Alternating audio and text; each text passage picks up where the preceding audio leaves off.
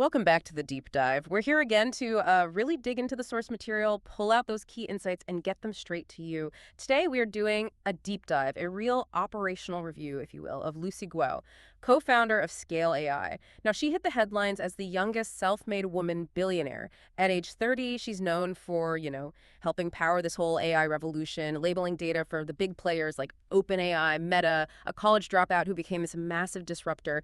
But here's the paradox, the thing that really caught our attention and why we're digging in today. The media loves portraying her as like the party girl of Silicon Valley. You hear stories out clubbing till 2 a.m. and yet her success seems built on this almost, monastic level of discipline. It's pretty intense. So we've got the playbook. We're going behind those flashy headlines to figure out how this tension, right, between the party scene and hyper-focus actually works, or if it works long-term. It's fascinating, isn't it? Because when you look closely, the foundation isn't just luck or, some innate genius. It seems to be a very deliberate, almost operational philosophy. And that philosophy is what we really need to unpack. She sums it up with this mantra: optimizar el aprendizaje y no sentarse quieto. Optimize learning and do not sit still. Okay, right. Optimize learning, don't sit still. So just to set the scene a bit more, she co-founded Scale AI back in 2016, famously left Carnegie Mellon. She was just 21, I think, to chase this opportunity. And then boom, April 2025, Forbes confirms it, youngest self-made woman billionaire, a $1.25 billion fortune based on her Scale stake. And she hasn't stopped. She's already launched Passes, that creator platform, back in 2022, and founded an investment firm, Backend Capital. She's definitely not sitting still. No kidding. Yeah. So our mission today is pretty straightforward then. Let's demystify how someone achieves this level of success. We want to arm you, our listeners, with the specific habits, the strategies she uses. Some are pretty extreme, we should say, because her story feels less about being born a genius and more about, optimizing productivity like a machine. All right, let's dive in. Let's unpack the daily routine. The sheer intensity is, it's the first thing that jumps off the page, really. We need to understand the why behind it all. It is relentless, genuinely. But it seems strategically structured, not just random intensity. She's up at 5:30 a.m. 5:30, okay. Yeah, 5:30 a.m. and straight to the gym. Yeah. But not just any workout. 2 back-to-back high-intensity sessions at Barry's boot camp. Wait, hold on. 2 sessions back to back. That's a lot. And the logistics, like you said, seem almost unsustainable. Waking up that early for that kind of workout, then working till 9 p.m., and then going clubbing until 2 a.m.? I mean, how does that even work? Is that really a success formula, or just burning the candle at both ends, plus the middle, and the sleep math? She gets about 7 hours, you said. With that schedule, it feels tight. It does feel tight. Yeah. But the intensity, especially the morning exercise, that seems to be the cornerstone. She sees it as the first non-negotiable win of the day, like physical proof of discipline that sets the tone for everything else. She explicitly says it proves her discipline and, crucially, gives her energy. And there's some science to back this up, actually. A 2022 study, I think, from the University of Georgia found that these kinds of morning exercise routines can boost dopamine levels by around 20%. Okay. So she's essentially engineering a dopamine hit first thing, priming her brain for productivity, making it want to keep going instead of, say, scrolling on her phone. That's a clever way to frame discipline. It's not just willpower, it's brain chemistry. Exactly. Yeah. Operationalizing that mental boost. Then the workday kicks in. Solid work until 9 p.m. And she doesn't do a formal lunch break, just eats during meetings to maximize time. It's basically an adaptation of that notorious 9-9-6 schedule you hear about, 9 a.m. to 9 p.m. 6 days a week. But then she layers in those intense social hours after 9 p.m. and weekends, minimal break. Just a window from noon to 6 p.m. on one day, then right back at it. It's so easy to just focus on the hours, the sheer volume. But I suspect the real secret sauce isn't just the hours, it's the intelligence behind them, right? We need to shift from counting hours to understanding the strategy of continuous learning she keeps mentioning. Absolutely. That's a critical insight. The hours are almost secondary to the metric she's optimizing for, which is ROI in knowledge. Return on investment, but for skills. She measures every single decision, not by immediate profit or even immediate success, but by what skills she acquires. She actually said anything you do, even if it fails, is not a risk if you gain skills that are worth gold later. That framing, it just completely changes how you view failure, doesn't it? Failure becomes education. Right. It's just data collection for future success. And this leads perfectly into her anti-distraction principle. You can't optimize learning if your focus is fragmented. Precisely. You see her actively blocking out time, using tools like Figma for, rapid prototyping, getting ideas out quickly, and consciously avoiding what she calls doom scrolling, getting lost on TikTok or binge watching TV shows. That time gets immediately reinvested into deep, focused work blocks. This sounds exactly like Cal Newport's deep work concept, but, lived out by a billionaire founder at hyperspeed.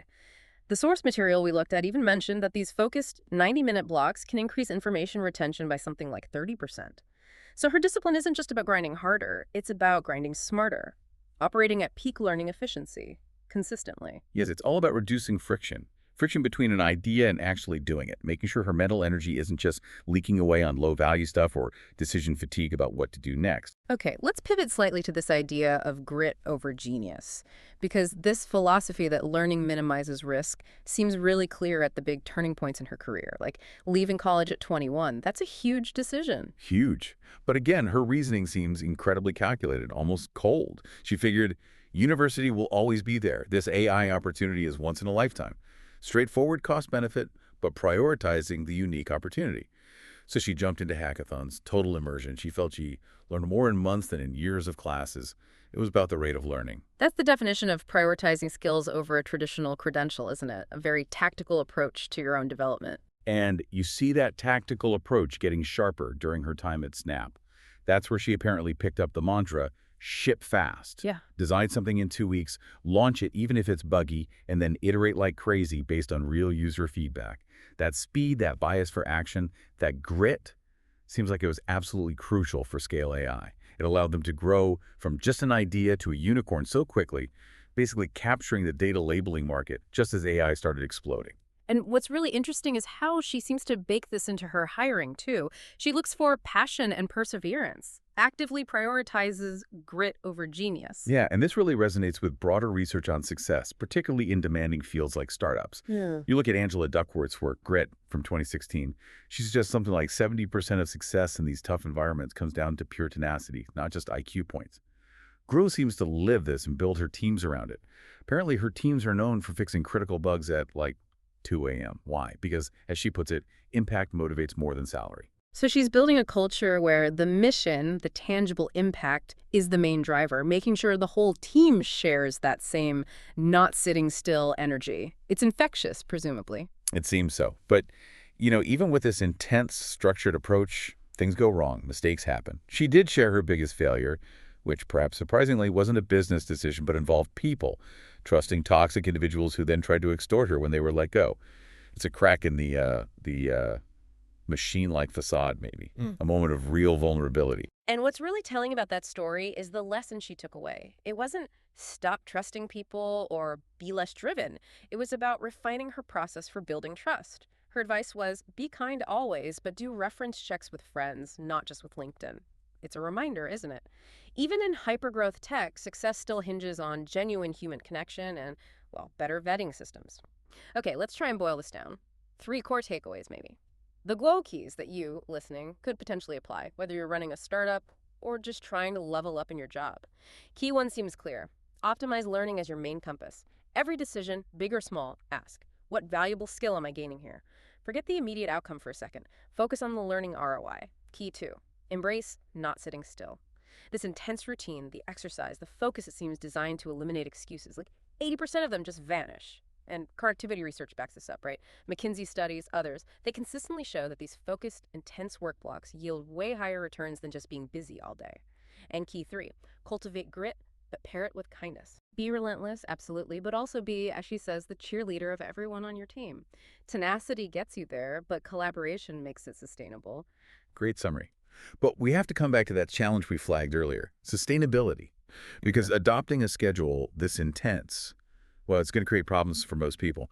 But Guo seems to have anticipated this and offers some practical countermeasures for managing the fallout of being always on. So, challenge number 1, fatigue. Just feeling constantly drained. Her solution appears to be rigorous measurement, tracking energy, using apps like Sleep Cycle to squeeze out efficiency. We should add a caveat here, though. The National Sleep Foundation consistently warns against getting less than 7 hours of sleep chronically. So it's a real tightrope walk. You have to know your own limits if you even think about replicating this. Right, self-awareness is key. Okay, challenge 2, fear of risk. That feeling of paralysis when the stakes are high. Her framework here is so simple but powerful. What do I learn in the worst case? Just by defining that minimum learning outcome, she seems to strip away the emotional fear of failure. And it seems effective. There was an MIT study just this year, 2024, that showed entrepreneurs who frame risk this way, focusing on the learning outcome, actually failed about 15% less often. Well, Probably because they weren't paralyzed by fear of loss, they were focused on gaining knowledge. fascinating. Less fear, better decisions. And the third challenge, maybe the biggest enemy of this kind of intensity, burnout, that feeling of complete exhaustion. Her solution, well, this might explain the party girl paradox. She schedules what she calls micro-rebellions, weekly releases. Going out after 9 p.m. isn't just random hedonism, it seems like a deliberate strategy. It's scheduled maintenance to prevent the kind of burnout that, according to Gallup, hits something like 77% of founders. The partying isn't undermining the discipline, it's part of sustaining it. Wow, okay. So the extreme social life is actually a function of the extreme discipline. It's the pressure release valve. But she does warn, and this is crucial, the biggest challenge isn't starting, it's consistency. Don't try and suddenly become Lucy Guo overnight. Don't jump into the 5:30 a.m. starts and 9 p.m. finishes tomorrow. Start small. She advises maybe committing to just one intense morning gym session this week or one focused 90-minute deep work block. Build the habit. Exactly. And what's really powerful when you step back is realizing that her level of discipline isn't necessarily innate. It looks like a trainable habit, built piece by piece, block by block. And that habit, that trained discipline, is what seems to have fueled her journey from college dropout to being right at the center of the AI revolution. Her whole story kind of validates her core belief. With hard work and positive energy, the upside is unlimited. The discipline is the key, unlocking that potential. Okay, so if optimizing that learning ROI is truly the most powerful metric we've discussed today, here's a final thought, something provocative for you to take into your week. Think about one major decision you're facing right now. Could be professional, could be personal, doesn't matter. Now, try to reevaluate that decision purely based on its return on investment and skill development. Ignore the immediate money. Ignore the short-term hassle for a moment. Just ask, what will I learn? What skills will I gain, even if it doesn't go perfectly? Focus on what you stand to learn, not just what you stand to gain or lose immediately. Take that question with you. We hope this deep dive into Lucy Guo's playbook has given you some actionable ideas for boosting your own ROI. Maybe try applying just one of her habits this week. And remember that mantra, optimize learning and don't sit still. We'll catch you on the next deep dive.